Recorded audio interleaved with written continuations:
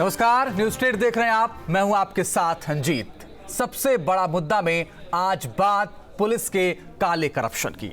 नोटबंदी के बाद काले धन का कुबेर रखने वाले परेशान हैं। इसी बीच मेरठ से एक सनसनीखेज वीडियो सामने आया है जिसमें एक महिला पुलिसकर्मी अपने आला अफसरों पर कई गंभीर आरोप लगा रही है। आरोप है कि पुलिस के आला अधिकारी रंगरूटों के जरिए बैंक से पैसे बदलवा रहे हैं, जमा करवा रहे हैं, नोट भी बदलवा रहे हैं। सवाल ये उठता है कि क्या पुलिस के बड़े अधिकारी काले धन को सफेद करवा रहे हैं? सवाल और भी कई हैं। इन तमाम सवालों के जवाब हम तलाशेंगे। अगले आधे घंटे हम इसी मुद्दे पर चर्चा करेंगे। हमारे साथ तमाम खास मेहमान भी होंगे, लेकिन सबसे पहले एक रिपोर्ट के जरिए पूरी स्थिति को समझाते हैं।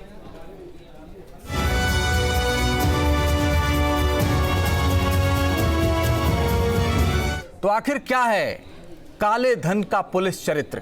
एक वीडियो हम अभी आपको दिखाएंगे। उस वीडियो में साफ हो जाएगा कि किस तरीके से पुलिस के अधिकारी बैंक से रंगरूटों के जरिए पैसे बदलवा रहे हैं। जाहिर है अपनी तनख्वाह का पैसा तो 1500 रंगरूटों को लगाकर बदलवाया नहीं जा सकता, क्योंकि मेरठ में कुल 1500 रंगरूट हैं और उनको बाकायदा बैंकों के बाहर लगाया जाता है और उनसे पैसे बदलवाए जाते हैं। ये हम नहीं कह रहे, ये कहना है पुलिस महकमे के ही एक महिला कांस्टेबल का। पूरी तस्वीर आपके सामने रखते हैं, फिर इस चर्चा को हम आगे बढ़ाएंगे।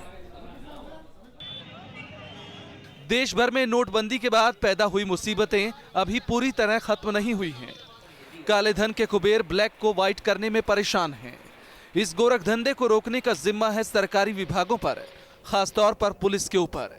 लेकिन अगर पुलिस के लोग ही दाएं बाएं करने लगे तो ये बात हम इसलिए कह रहे हैं क्योंकि पुलिस वालों की बातचीत का एक सनसनीखेज वीडियो वायरल हुआ है।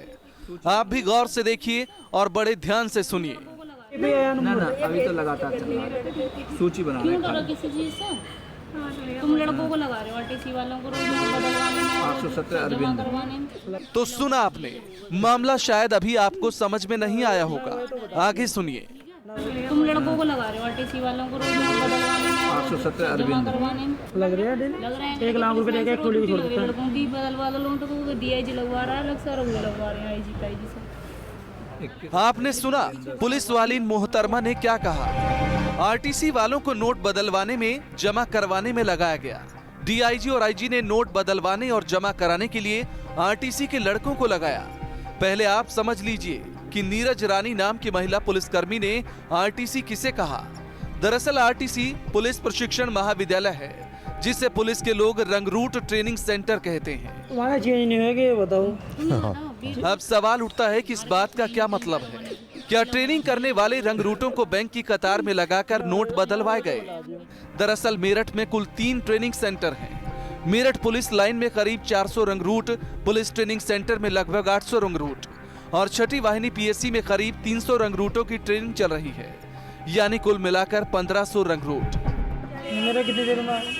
ये वीडियो 4-5 दिन पुराना है, यानी उन दिनों का जब एक शख्स को एक दिन में 4000 रुपए बदलने की छूट थी, जिसे बाद में बढ़ाकर 4500 रुपए कर दिया गया था। अगर नीरज रानी की बात सही है और मान लिया जाए कि 1500 में से 1000 रंगरूट भी लाइन में लगकर नोट बदलवाने का काम कर रहे थे, तो काले सफेद का आंकड़ा काफी बड़ा निकल कर आता है। अगर ये माना जाए कि हर रंगरूट ने एक दिन में एक ही बार नोट बदले, तब भी 1000 के हिसाब से रोजाना 40 से 45 लाख का आंकड़ा बनता है। तुम लड़कों को लगा रहे हो, आरटीसी वालों को रोज बदलवाने में 817। एक और बात गौर करने वाली है कि उन दिनों की बात है जब अंगुली पर स्याही लगाने वाला नियम भी नहीं था, यानी अलग अलग आई कार्ड लेकर एक दिन में कई बार नोट बदले जा सकते थे। ऐसे में यह आशंका और मजबूत हो जाती है कि कहीं रंगरूटों का इस्तेमाल करके बहुत बड़ी मात्रा में काले रुपए को सफेद तो नहीं किया गया। मेरठ से Sarfaraz Ahmad, news state, Uttarakhand, Uttar Pradesh. Viral video से मेरठ के पुलिस महकमे में हड़कंप मच गया है। नोट बदलने के अलावा इस वीडियो में पुलिस के अंदर खाने की भी करतूत उजागर हुई है। कटघरे में मेरठ पुलिस, आला अधिकारियों पर आरोप। साहब ने रंगरूटों से बदलवाए नोट। काले धन का पुलिस चरित्र। ऊपर का जो आवे उस पूछ को कौन? ये तस्वीरें हैं उस वीडियो की जो आजकल सोशल मीडिया पर वायरल है। आरोप लगाने वाली महिला पुलिसकर्मी नीरज रानी मेरठ के सिविल लाइंस थाने में तैनात थी। वीडियो सामने आने के बाद आनन फानन में नीरज को सस्पेंड कर दिया गया। वो विभाग की गरिमा के खिलाफ उसके द्वारा कुछ बातें कही गई हैं उस वीडियो में और उस मामले की जांच कराई जा रही है। फिलहाल प्रथम दृष्टया उसको दोषी मानते हुए उसको निलंबित कर दिया गया है और इसी प्रकरण में 3 और लोग भी प्रकाश में आए हैं जिनका भी इसमें रोल समझ में आ रहा है। उन्हें भी लाइन हाजिर कर दिया गया है और पूरे प्रकरण की जाँच सिविल लाइन को दे दी गई है। नीरज रानी के साथ 3 अन्य सिपाहियों को भी लाइन हाजिर किया गया है। बात साहब लोगों के नोट बदलवाने तक ही सीमित होती तो बात अलग थी, लेकिन वीडियो ने तो उस बात को ही सार्वजनिक कर दिया जो पुलिस के बारे में कहीं सुनी जाती हैं, यानी पुलिस का वसूली चरित्र। ऊपर का जो आवे उस पूछ को कौन पूछेगा है? उसने तो एक बार ये ना कही होगी बंटवारा कर दे करो लड़कियों में भी। जब ने कही कब तक बंटवारा तो एक भी दिन ना मिला। मामला साफ है, कमीशनखोरी और घूसखोरी खुलेआम है, लेकिन हिस्सेदारी में धांधली है। लिहाजा नीरज रानी का दर्द गुस्सा बनकर छलक गया। बात कह रही हूँ, सारे के सारे कमाओ तुम ऊपर के, हम कुछ कहवे ना, हम लेते ना देते किसी से। तो फिर कम से कम इतनी सहूलत तो मिले। और फिर बातों बातों में बड़े साहब वाली बात भी बाहर आ गई। कप्तान से इस बात की तो भी कही जाती, साहब तुम इतना लो हो सुबह शाम तक, लड़कियों में ना बंटवारा होना चाहिए। अगर नीरज रानी की सारी बातें सच हैं तो साफ है कि करप्शन और काले धन का खेल नियम बदलकर खेला जा रहा है। आरोप सीधे अधिकारियों पर हैं और आरोप लगाने वाला भी कोई बाहरी नहीं बल्कि पुलिस के भीतर की शख्सियत है। हमारा चेंज नहीं होगा, ये बताओ।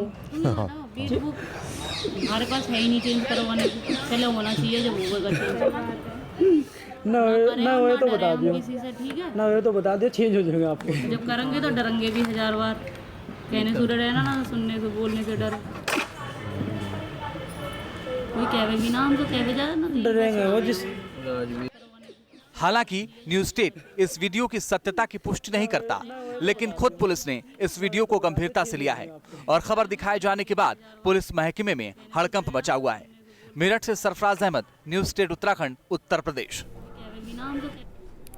तो ये बेहद गंभीर मसला, कम से कम इसकी जांच तो होनी चाहिए थी और इन 3 लोगों को लाइन हाजिर किया गया, एक को सस्पेंड किया गया जिन्होंने विभाग के अंदर आरोप लगाया था। इस पर ज्यादा बातचीत करने के लिए मेरे साथ तमाम खास मेहमान जुड़ गए। मेरे साथ डॉक्टर अनुराग भदौरिया जुड़ गए हैं, उत्तर प्रदेश सरकार में राज्य मंत्री हैं। विजय बहादुर पाठक हैं, महामंत्री हैं बीजेपी के। इसके अलावा बीपी त्रिपाठी जी हैं, पूर्व आईजी हैं। आप सभी का बहुत स्वागत है। सबसे पहले अनुराग भदौरिया साहब, आपके पास जिस जनता के वोट से आप सरकार बनाते हैं, उस आम इंसान की तरह आप सोच के बताइए कि क्या ये न्यायोचित लगता है कि एक जो आरोप लगाने वाला है उसके खिलाफ आप कार्रवाई कर देते हैं, जिसके ऊपर आरोप है उसके ऊपर आप कुछ नहीं करते, उसके आसपास आप जांच की भी बात नहीं करते?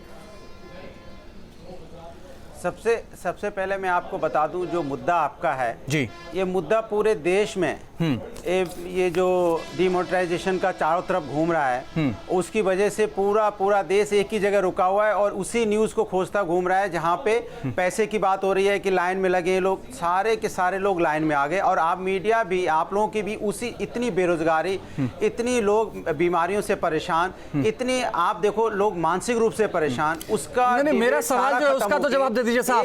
नहीं, बहुत कम होता है। पे आ रहा हूं, बिल्कुल आइए, बिल्कुल आइए। आप मेरठ की बात पे आए अभी मेरठ वाली बात, जहां आपने बताई है कि एक वीडियो है, वीडियो में कुछ एक पुलिसकर्मी कह रही है, जाहिर सी बात है वो वीडियो में कह भी रही है कि नहीं कह रही है, सत्यता जब आ जाए, पता चल जाए आखिर बात क्या है। नहीं, इस तरह की बातों पर अनुराग भदौरिया जी, सुनिए, अगर पुलिस ये मानती है, सुनिए, नहीं, अगर देखिए, अगर ये पुलिस नहीं मानती, अगर वीडियो सही नहीं पुलिस की नजर में, तो आखिर उन 4 के खिलाफ कार्रवाई क्यों हुई? कोई मंचले, सुनिए, कोई मंचले टाइप की होते हैं, अपनी बात कहती रहती हैं, जो मन आया वो किसी ने कुछ कह दिया। अब इस तरह की बातों पे यकीन करेंगे? इतना बड़ा देश, इतना मैं पुलिस की वो नहीं कर रहा हूँ, क्योंकि मैं कोई पुलिस अधिकारी नहीं हूँ जो पुलिस की मैं वो यहाँ पे पैरवी कर रहा हूँ। मैं तो बस इतना कहना चाहता हूँ, अगर सोशल मीडिया की किसी चीजों पे ज्यादा यकीन हम लोग करने लगेंगे तो पूरा देश एक ही जगह रुक जाएगा। यहाँ पे कई ऐसे भाजपा नेताओं के बारे में भी सोशल मीडिया। नहीं, अनुराग जी, मुझे बताइए, क्या ये न्यायोचित लगता है? रोज ही जिसके ऊपर आरोप है उसको छोड़ दिया आपने, क्या ये न्यायोचित लगता है? ये वीडियो हमने नहीं बनाया, ये वीडियो किसी स्टिंग ऑपरेशन का नहीं है, ये वीडियो आपके मेरठ कोतवाली का है। ये अरे आपकी बात से आपने बात कही, मैंने सुन ली, इसीलिए तो मैं आपको बता रहा हूँ कि जो वीडियो वायरल हुआ है पहले उस लेडी के बारे में पता चल जाए, उसकी मानसिकता का पता चल जाए, कौन है क्या है, उनके डिपार्टमेंट अपने आप पता लगाएंगे, अपने आप पता लगा के बताएंगे कि भाई क्या सच्चाई क्या। अरे डीआईजी और आईजी पर आरोप है, इनके खिलाफ जांच कौन करेगा? आप सरकार में बैठे लोग इस तरह की बात कर रहे हैं। आरोप तो मैं बैठ के अभी लगा दूं, कोई सुनिए कोई भी आरोप लगा दे बैठ के बिना सत्ता बिना प्रूफ के आप एकदम सब कुछ कर लेंगे आईजी डीआईजी पे, तो नहीं, फिर उनके ऊपर कार्रवाई क्यों हुई? कहना है फिर आपने उनके खिलाफ कार्रवाई कर दी। आप मुझे बताइए ये गृह मंत्रालय का मसला है, ये गृह मंत्रालय का मसला, ये पैसा कहां तक जाता है, ये पैसा कहां तक जाता है, कहां से आ रहा है? आप इसकी जांच की बात क्यों नहीं करते? अरे वो अपनी जांच तो हो, जो सिस्टम में आ रहा है। मैं तो नहीं आपसे कैसे, कौन से सिस्टम में आप लाके जांच करेंगे? कौन जांच करेगा? मात्र किसी वीडियो से हम लोग बहुत बड़े कदम उठाने लग जाएं और एक मात्र किसी कहने से बहुत बड़े कदम। सवाल ये कि उस वीडियो में जब कहा एक ही जगह रुक जाएगा। अनुराग जी आप 400 पुलिस लाइन में रंगरूट हैं, 306वीं वाहिनी में पीएससी हैं कि जवान हैं, 800 पुलिस ट्रेनिंग में हैं। इन आरोप ये है कि इन सभी को लगा करके काले धन को सफेद किया जा रहा था। आप इसको जांच कराने की बजाय आप इसको बढ़ावा देने का काम कर रहे हैं साहब। नहीं बढ़ावा देने की मैं आप नहीं, जिनके ऊपर आरोप है उनके खिलाफ जांच होनी चाहिए नहीं? पुलिस के सीधा सवाल, उनके खिलाफ जांच होनी चाहिए नहीं? उनके खिलाफ जांच होनी चाहिए नहीं? बिल्कुल, अगर कोई गलत है तो जांच होनी चाहिए, लेकिन मैं उसके साथ ये भी कहना चाहता हूं, जांच होनी चाहिए, बिल्कुल सही कह रहे हैं आप, लेकिन मैं पुलिस का कोई एम्प्लॉय तो हूं नहीं। मैं आपको एक आम नागरिक के हिसाब से कह रहा हूं कि भाई इस तरह के वायरल वीडियो में भी हम लोग को सत्यता का पता लगाना चाहिए। अगर सत्य नहीं तो कौन लगाएगा? वो हमारा काम है, हम पता लगाएंगे या विजय बहादुर पाठक लगाएंगे? उसको तो आप ही पता लगवाइए ना, आप कराइए जांच, आप सरकार में लगाएगी।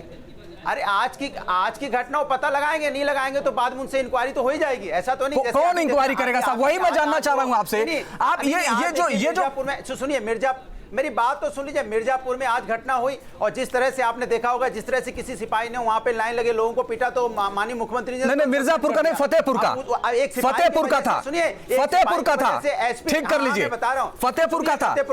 और सुनिए फतेहपुर, सुनिए देवरिया में और संभल में नहीं हुई कार्रवाई, देवरिया में संभल में कार्रवाई नहीं हुई, वहां भी आम जनता को पीटा गया। और आप सुन लीजिए विजय बहादुर पाठक जी, आप परिवर्तन यात्रा करते रहिए, इधर करेंसी परिवर्तन हो रही है, लाइन लगी हुई है। जिस अनुराग जी एक मिनट, मेरे पास वक्त कम है। अनुराग जी एक मिनट, अनुराग जी एक मिनट वक्त तो दीजिए, दूसरों को भी सुन लीजिए। अनुराग जी सुन तो लीजिए दूसरों को। उस लाइन में पब्लिक ने आपस में मारपीट की, अच्छा उस पे आपस में मारपीट कर रहे हैं पब्लिक का, उसकी रिस्पॉन्सिबिलिटी किसकी है? लोग पब्लिक लाइन में आए हैं, लोग काला धन के लिए लाइन में लगे, उसकी रिस्पॉन्सिबिलिटी किसकी है? किस वजह से आज रोड का ये रिस्पॉन्सिबिलिटी कौन लेगा? और जैसे ही सरकार तो कोई लेगा जांच के कोई आदेश करेंगे, स्वाभाविक रूप से यह भी तो पता होगा कि किसके नोट बदलवा रहे थे। अगर वो मैं आपसे कह रहा हूँ कि इस तरह की बातें अगर है तो उसकी जांच होगी, उस पर कार्रवाई होगी, लेकिन बड़ा क्वेश्चन ये भी है कि सबके सब लोग पूरा देश अगर लाइन में खड़ा है तो रिस्पॉन्सिबिलिटी किसकी है? इसके ऊपर भी तो कोई रिस्पॉन्सिबिलिटी लेगा कि खाली इस बात को बोलेगा कि लाइन में मारपीट हो रही है? अनुराग जी सुन तो लीजिए, आपने बहुत लंबा बोला है। अनुराग जी अब दूसरों को भी सुन लीजिए, अनुराग जी माफ करिए, दूसरों को भी सुन लीजिए। विजय बहादुर पाठक जी, आप परिवर्तन यात्रा में लगे हुए, इधर करेंसी परिवर्तन हो रहा है, आप काले धन पर लगाम लगाने के लिए लगे, ये लोग पलीता लगा रहे हैं। अंजीत जी, यह घटना हो सकता है आपके लिए नई हो, पर जब राज्य के मुख्यमंत्री अखिलेश यादव जी खुद बयान देंगे कि मेरी तो छोड़िए, आम जनता की बात करिए, तो उनकी तो छोड़िए, आपने ही कहा उत्तर प्रदेश के गृह मंत्री हैं माननीय अखिलेश यादव जी, बिल्कुल, और कहीं ये पैसा मुख्यमंत्री का तो नहीं था। अरे भैया साहब, आप लोग ये नहीं कभी मानेंगे कि इतनी बड़ी अराजकता के रिस्पॉन्सिबल आप हैं, अगर और मुख्यमंत्री जी की बात करने लगेंगे। आप बोल रहे थे तो मैं शांति से सुन, लेकिन आप व्यक्तिगत आरोप लगाएंगे तो फिर मैं व्यक्तिगत आरोप पे आ जाऊंगा। आप व्यक्तिगत आरोप नहीं लगाएंगे। पुलिस की कांस्टेबल महिला कुछ कह रही है तो सुनिए, तो सोशल मीडिया में आपके नेता का नाम नहीं कि किस तरह की फोटो आई है, फिर क्या जवाब देंगे? सरकार 4.5 साल आपने सराही है, क्या जवाब देंगे अगर हम आप सोशल मीडिया की फोटो अभी आपको दिखा दें मोबाइल पे? फिर और क्या जवाब देंगे? सुनने की मादा रखिए ना थोड़ी। नहीं तो आप अगर सुनिए नाम ना। लेंगे तो मैं बताऊं सोशल मीडिया भाई, पे क्यों ना अगर ले? आपकी फोटो अगर दिखा राज्य दूंगा के तो क्या जवाब देंगे मुख्यमंत्री आप? के संरक्षण किस में मुंह से आप उस नेता का हजारों जवाब देंगे? आप करोड़ मुझे रुपए बता दीजिए। अनुराग मैं जी, इनसे पूछना चाहता हूं अगर व्यक्तिगत देखिए, बात करेंगे तो फिर सोशल डिबेट मीडिया की इसमें नहीं फोटो होगी। दिखाओ। अगर राज्य आपके के बीजेपी की मुख्यमंत्री नेता के की फोटो संरक्षण दिखाओ में किस तरह की है। हजारों करोड़ रुपए का स्कैम होता है तो मुख्यमंत्री पर करप्शन के आरोप हैं और ये आरोप मैं नहीं लगा रहा हूं, सिर्फ आपके नेता श्री राम गोपाल यादव ने लगाया है। किस पे कि लगाया है? हजारों करोड़ रुपए के स्कैम हुए किस हैं। पे अगर लगाया स्कैम है? सरकार में हुए हैं तो मुख्यमंत्री के संरक्षण के बगैर हजारों करोड़ रुपए कैसे कमाएंगे? क्यों नहीं किसने बताते? कमा लिया हजारों करोड़ रुपया? आपके- आप अपना आप बताइए राम गोपाल जी जो से आपने पूछिए मध्य ना। प्रदेश लूटा है बताइए। आप राम आप गोपाल जी से बताइए पूछिए आपने ना। ये करेंसी किसके कहने पे आप बदली है ये राम गोपाल जी बताइए। से पूछिए। सुनिए ठीक है मैं आप दोनों के पास आ रहा हूँ लेकिन वीपी त्रिपाठी जी अगर ये पुलिस में मौजूद इनकी आवाज थोड़ा कम करने के लिए अगर अभिषेक वीपी त्रिपाठी जी अगर पुलिस महकमे की एक महिला कांस्टेबल आरोप लगाती है कि डीआईजी और आईजी पैसे बदलवा रहे हैं, काले धन को सफेद करवा रहे हैं, उसके खिलाफ कार्रवाई हो जाती है, अधिकारियों के खिलाफ कार्रवाई नहीं होती है, ये कैसा न्याय है साहब? 500 करोड़ का सीधा बताइए। आप क्यों देखिए इंक्वायरी नहीं कराना चाहते? देखिए अंजित, ये पैसा दे रहे हैं, आपको सच में पैसा दे रहे हैं। बहुत बड़ी घटना है और इसको सुनकर मुझे अपार दुख हुआ है जी। कि विभाग में इस तरह से एक टिप्पणी कोई महिला कांस्टेबल अपने अधिकारियों के विषय में कर रही है। जी ये बात बहुत रूप से सही है या नहीं सही है, कितनी सत्यता है, ये जांच का विषय है। लेकिन इससे एक बात जरूर स्पष्ट होती है कि उत्तर प्रदेश पुलिस की पारदर्शिता, ईमानदारी और निष्पक्षता बहुत ही खराब स्थिति में पहुंच चुकी है, छवि बहुत खराब हो गई है। इसलिए उचित होगा कि इस पूरे प्रकरण की बहुत सीनियर अधिकारी के माध्यम से, जिसमें कोई जिम्मेदार और ईमानदार पुलिस अधिकारी हो, उनकी टीम बना करके जांच जरूर कराई जाए।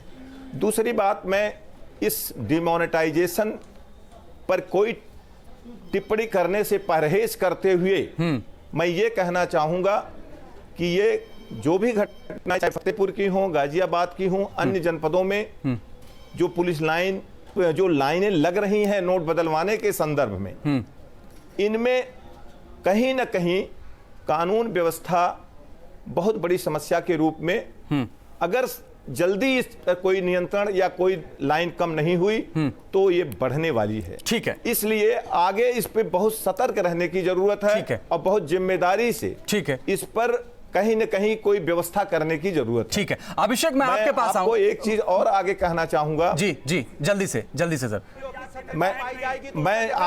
मैं एक चीज और कहना चाहूंगा इसमें कि पुलिस को, अधिकारियों को कोई न कोई व्यवस्था, जैसे कि लाइन में स्त्री पुरुषों की लाइन। ठीक है, मैं आता हूं वीपी त्रिपाठी जी आपके पास। अब अभिषेक अनुराग भदौरिया का जो तर्क है वो पता नहीं क्यों समझ में नहीं आ रहा है, शायद जनता इसको कैसे समझेगी, लेकिन आप मुझे बताइए, इनका कहना है कि वो कैसी है, इसकी जांच होनी चाहिए।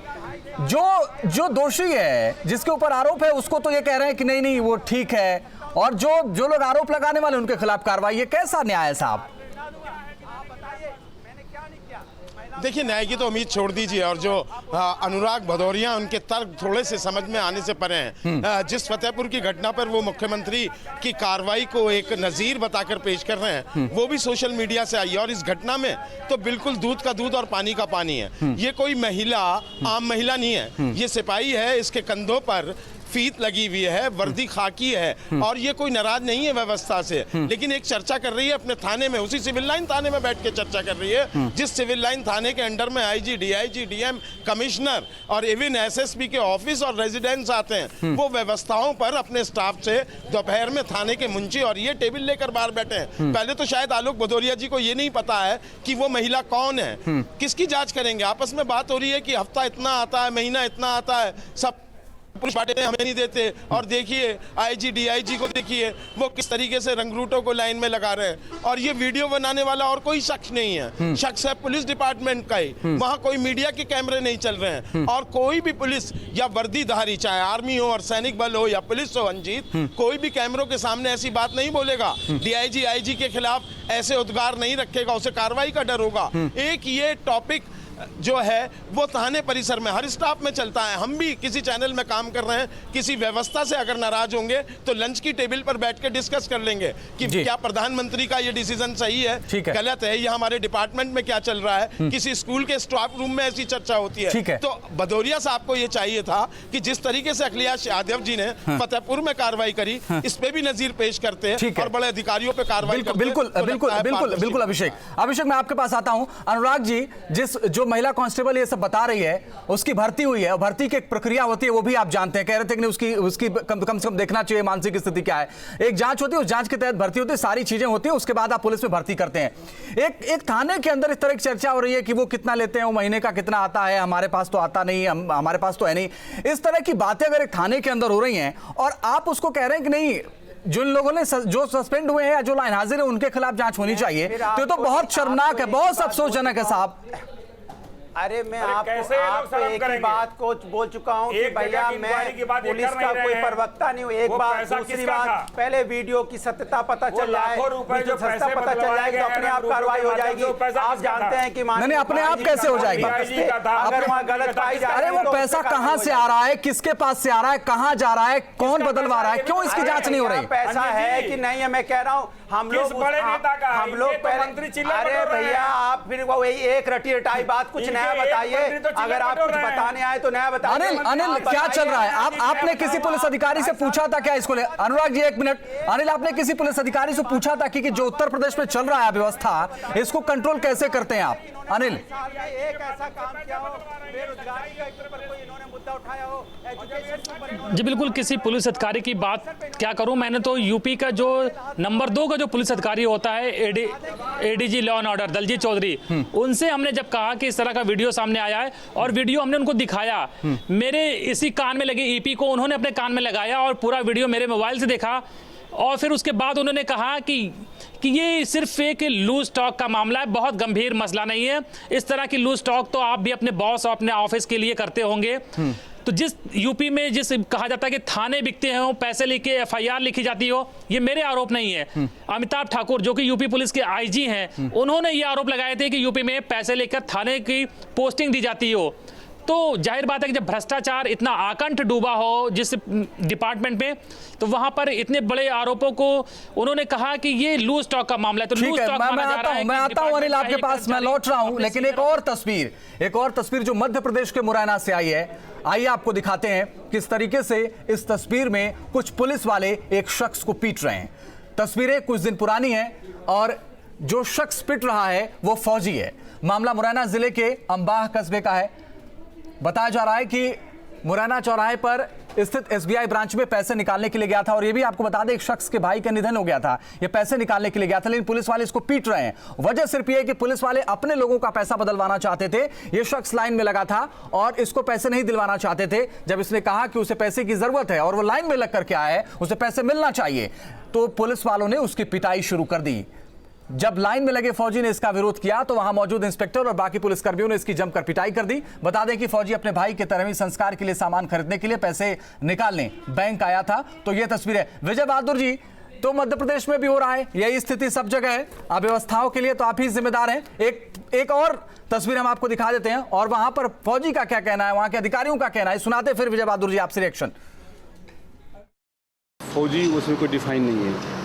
फौजी कोई वर्दी में नहीं था, यूनिफॉर्म में नहीं आया था वहाँ पे। वो सिंपल जो है उसमें यूनिफॉर्म अपने सिविल में था, तो पुलिस उसको जानती थी कि वो फौजी है कि क्या है। जो सब इंस्पेक्टर था वहाँ पे, उन्होंने लाइन में उनको लगने कहा था, लाइन में नहीं लगा था, वो ऐसे ही घुस रहा था अंदर, तो उसको रोका गया था। ऐसी कोई बात नहीं हुई थी, रोका गया था, छोटी सी बात थी। और उसको जो है मीडिया वालों ने हाईलाइट किया है, कोई मुद्दा इसमें है नहीं। तो ये स्थिति है। मेरे पास वक्त इतना ही था, नहीं तो आगे और चर्चा हो सकती थी। अनुराग भदौरिया जी, आप भी कम से कम इसको सोचिए कि कहीं ऐसा तो नहीं इसका नेटवर्क पूरे उत्तर प्रदेश में है। ट्रांसपेरेंसी इंटरनेशनल ने कई बार यह कहा है कि पुलिस विभाग में भ्रष्टाचार है। और विजय बहादुर पाठक जी, ये व्यवस्था ऐसी है कि अब तक 70 लोगों की मौत हो गई है। अब तक 70 लोगों की मौत हो गई है। कम से कम इस व्यवस्था के भी बारे में सोचिए। बहुत बहुत शुक्रिया अनुराग भदौरिया जी, विजय बहादुर पाठक जी, वीपी त्रिपाठी जी, अभिषेक और अनिल, आप सभी का बहुत बहुत शुक्रिया हमसे जुड़ने के लिए, हमसे बातचीत करने के लिए। लेकिन हम कौन सी व्यवस्था में जी रहे हैं जहां पर आरोप लगाने वाला शख्स सस्पेंड हो जाता है, लाइन हाजिर हो जाता है, लेकिन जिसके ऊपर आरोप है वो बचा रहता है और उसके बचाव में उत्तर प्रदेश सरकार के एक राज्य मंत्री आते हैं, कहते हैं कि नहीं, कम से कम जो बात हो रही है उसकी जांच होनी चाहिए। ये सिस्टम कैसे बदलेगा, ये व्यवस्था कैसे बदलेगी, ये बड़ा सवाल बना है और बना रहेगा जब तक इन सवालों के जवाब नहीं आ जाते।